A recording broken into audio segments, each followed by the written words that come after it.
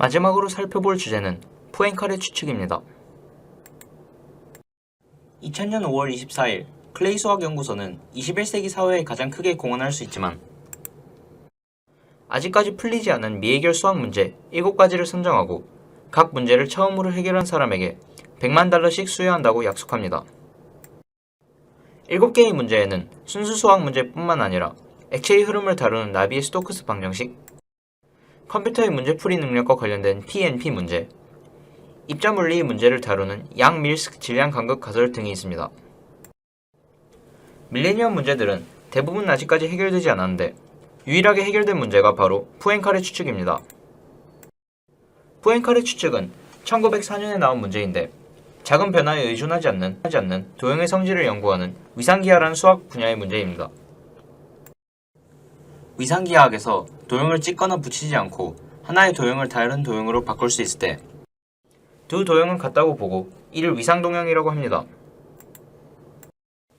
예를 들어 직육면체 모양은 찍거나 붙이지 않으며 구로 변형이 가능하고 물자는 도넛 모양으로 변형이 가능하므로 직육면체와 구, 도넛과 물자는 각각 서로 위상동형입니다. 하지만 도넛은 구멍을 없애지 않고선 구와 동일한 모양으로 변형할 수 없기 때문에 이 둘은 위상동형이 아닙니다. 포엔카레 추측은 3차원 공간에서 모든 닫힌 곡선이 하나의 점으로 모일 수 있다면 그 공간은 구로 변형될 수 있다는 정리입니다.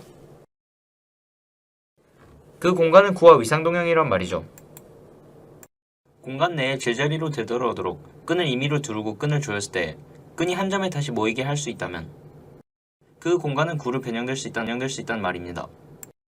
구의 경우 어떻게 실을 둘러도 한 점으로 다시 모이게 할 수 있지만 반대로 도넛의 경우를 생각했을 때 끈이 도넛의 구멍을 둘러서 제자리로 돌아온다면 아무리 끈을 조여도 한 점으로 돌아오지 않습니다. 이론적으로 포엔카레 추측이 성립한다면 우주 공간의 두른 실이 한 점으로 모인지 확인해 우리 우주의 모양도 파악할 수 있습니다.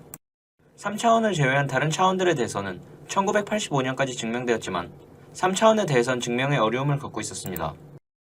이러한 상황에서 3차원에 관한 포엔카레 추측은 그레고리 페롤만이라는 러시아 수학자에 의해 해결됩니다.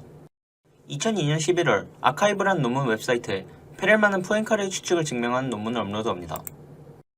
그는 미분기하학과 물리학을 이용해 증명했는데 그의 증명은 3년의 검증을 통해 오류가 없는 것으로 밝혀지고 그는 수학계의 스타로 떠오르게 됩니다. 페렐만은 연구 성과의 공로로 2006년에 필즈상을 수상하고 2010년에 클레이 수학연구소에서 포엔카레 추측을 증명한 공로로 $1,000,000를 수여하겠다고 발표하지만 그는 이 모든 것을 거부합니다. 게다가 일부 수학자들이 자신의 공로를 가져가려 하자 수학계의 낮은 도덕적 기준에 실망하고 수학계를 떠나 잠적하게 됩니다. 현재까지 어머니와 함께 잠적해 살고 있으며 무슨 연구를 하는지조차 모른다고 합니다. 그럼 이상으로 세 번째 이야기, 포엔카레 추측에 대한 이야기를 마치겠습니다.